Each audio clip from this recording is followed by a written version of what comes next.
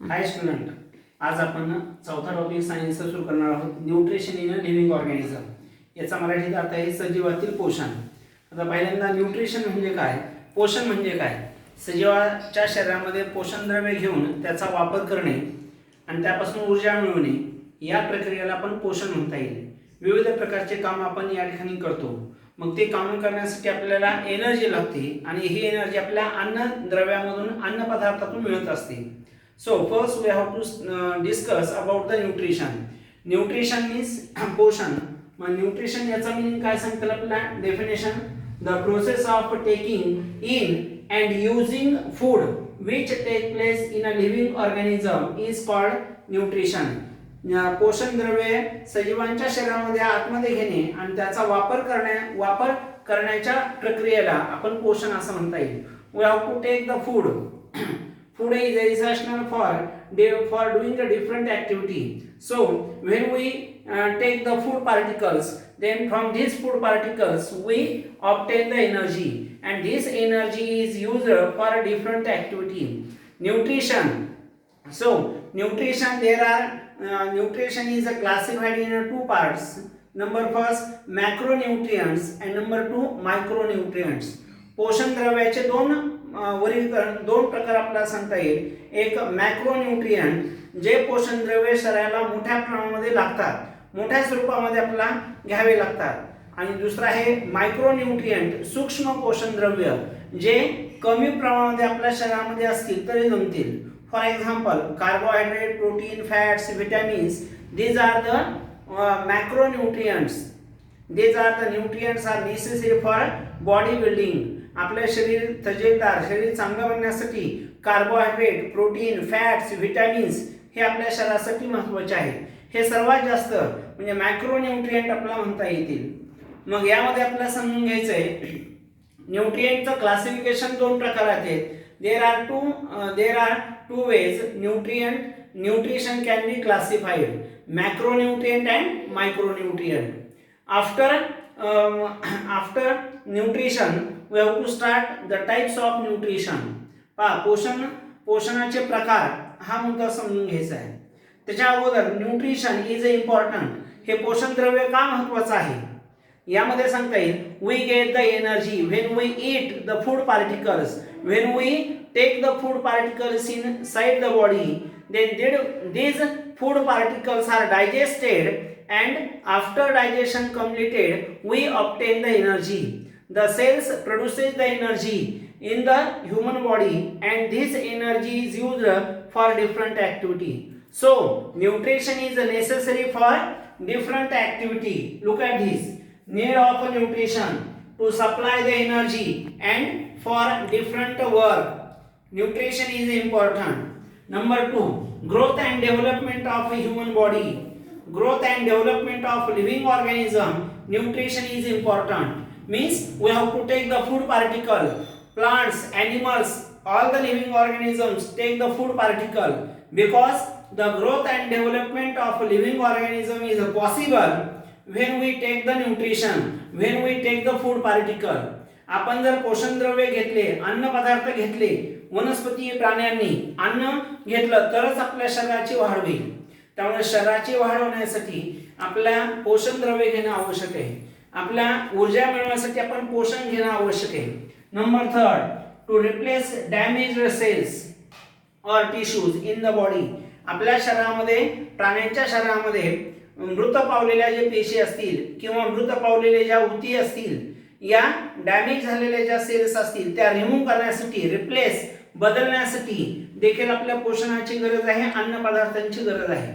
एखाद्या वेळेस आपल्याला जखम झाली तर त्या ठिकाणी खपली येते. खपली काय येते? ज्यावेळेस अन्न पदार्थ आपण घेतो, अन्न पदार्थ घेतल्यानंतर त्याच्या खराब झालेल्या ज्या पेशी असतील, ओल्ड सेल असतील, डॅमेज सेल असतील, त्या रिप्लेस होतात आणि नवीन पुन्हा पेशी आपल्या शरीरामध्ये तयार होतात. So for replacing the damaged cell or tissue, nutrition is important. And last, it is important to fight diseases. Look at this. Now we are suffering with a different viral diseases. आता आपण पाहतो व्हायरसमुळे होणारा जो disease आहे, corona, हा प्रामुख्याने आपल्याला जाणवतो सभोवताली. मग या कोरोना या विषाणूचा विरोधात लढण्यासाठी आपण आपल्या शरीरामध्ये विटॅमिन्स घेतले, विटॅमिन सी घेतले, वेगवेगळ्या प्रकारची पोषक द्रव्ये घेतले, तर आपण त्या रोगाच्या संदर्भात आपण प्रतिकार करू शकतो. To fight the diseases we have to take the nutrition. So these are the uses of nutrition. These are the points are need for nutrition. पोषणाचे हे उपयोग आपल्याला सांगता येईल. मग न्यूट्रिशन म्हणजे काय? The living organisms take the food inside the body and use for different activity is called as a nutrition. And another way the process of taking in म्हणजे आतमध्ये घेणे. The process of taking in and using food which take place in a living organism is called nutrition. मग या न्यूट्रिशनचे दोन types आपल्याला सांगता येतील, ॲटोट्रॉफिक nutrition and heterotrophic nutrition. आता ॲटोट्रॉफिक न्यूट्रिशन म्हणजे काय? स्वयंपोषी. आणि हेटरोट्रॉफिक म्हणजे परपोषी. Autotrophic and heterotrophic nutrition. Look at this.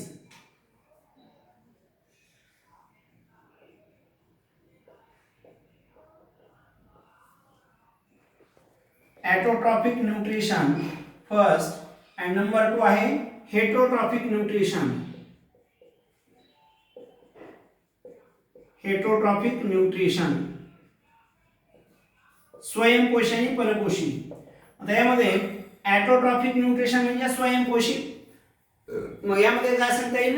The living organism which can prepare their own food, they are said to be a autotrophic living organism और ॲटोट्रॉफिक nutrition. स्वयंपोषी म्हणजे काय? जे सजीव स्वतःचं अन्न स्वतः तयार करतात. Can prepare make their own food. Those organisms can make their own food. They are said to be autotrophic nutrition. जे सजीव स्वतःचं अन्न स्वतः तयार करतात त्यांना आपण ॲटोट्रॉफिक न्यूट्रिशन म्हणता येईल. Example plants. Most of the plants are autotrophic. बहुतांश सर्व वनस्पती या स्वयंपोषी आहेत, स्वतःच अन्न स्वतः तयार करतात. And number 2, heterotrophic nutrition, परपोषी. Those organisms which cannot make their own food, they depend the food on another living organism. They are called as a heterotrophic nutrition. जे सजीव स्वतःच अन्न स्वतः तयार करत नाहीत आणि अन्नासाठी दुसऱ्या सजीवावर अवलंबून असतात, अशा सजीवांना पण परजीवी असं म्हणता येईल. So they are said to be heterotrophic nutrition. यामध्ये animals, mostly animals, all the animals are heterotrophic. Some of the plants, some of the microorganism, काही सूक्ष्मजीव आहेत, काही सर्व प्रकारचे प्राणी आहेत, काही वनस्पती पण आपल्याला सांगता येतील. So heterotrophic means those living organism cannot make their own food and depend the food on another living organism is called as a heterotrophic nutrition. So first we have to discuss about autotrophic plants. Look at this. स्वयंपोषी वनस्पती हे आपण समजून घेऊ. Autotrophic plants. Plants make their own food with the help of sunlight, carbon dioxide, water, and chlorophyll.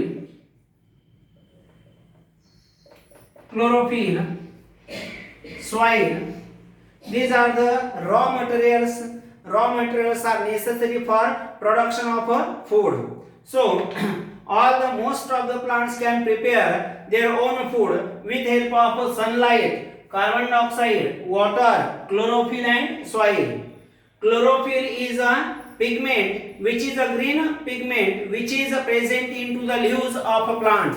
So all the leaves of a plants are in green in color. विद्यार्थी मित्रांनो, वनस्पतींना अन्न तयार करण्यासाठी हे महत्त्वाचे घटक आहेत. सनलाइट सूर्यप्रकाश, कार्बन डायऑक्साइड, वॉटर म्हणजे पाणी, क्लोरोफिल हरितद्रव्य, आणि लास्ट आहे सॉइल माती. So these are the raw materials which are used for production of food. and this process is called as a photosynthesis. याच प्रक्रियेला प्रकाश संश्लेषण असं म्हणतात. मग प्रकाश संश्लेषण म्हणजे काय? वनस्पती स्वतःचा अन्न स्वतः तयार करतात. ते तयार करत असताना त्यांना सूर्यप्रकाश, त्यानंतर carbon dioxide, water, chlorophyll, these are the raw materials are important for the production of food particles. अन्न तयार करण्यासाठी वनस्पतींना ही महत्त्वाचे घटक आहेत. मग या सर्वांनाच आपण फोटोसिंथेसिस प्रोसेस म्हणता येईल. All the green plants show the photosynthesis process. Photosynthesis या शब्दाचा अर्थ प्रकाश संश्लेषण. आता हे प्रकाश संश्लेषण फक्त दिवसा होतं, रात्री होत नाही. मग रात्री का होत नाही प्रकाश संश्लेषण? यामध्ये सांगता येईल रात्रीच्या वेळेस सूर्य नाहीये, सूर्याचा जो प्रकाश असेल तो नाहीये, त्यामुळे दिवसा हे प्रकाश संश्लेषणाची क्रिया होते. So by photosynthesis process all the green plants prepare or make their own food with help of these raw materials. Then next point we have to discuss about in a plants absorb the sunlight and convert into chemical energy. वनस्पती सूर्यापासून या ठिकाणी सौर ऊर्जा किंवा सूर्यापासून ऊन शोषून घेतात आणि या सौर ऊर्जेचं, या सोलार एनर्जीचं कन्व्हर्सेशन केमिकल एनर्जी मध्ये केलं जातं.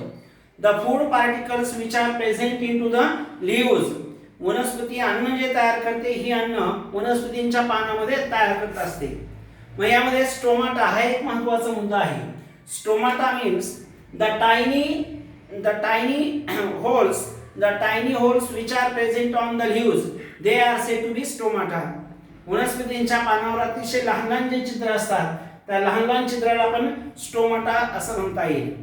राहिलेला भाग आपण नंतरच्या तासामध्ये पूर्ण करू.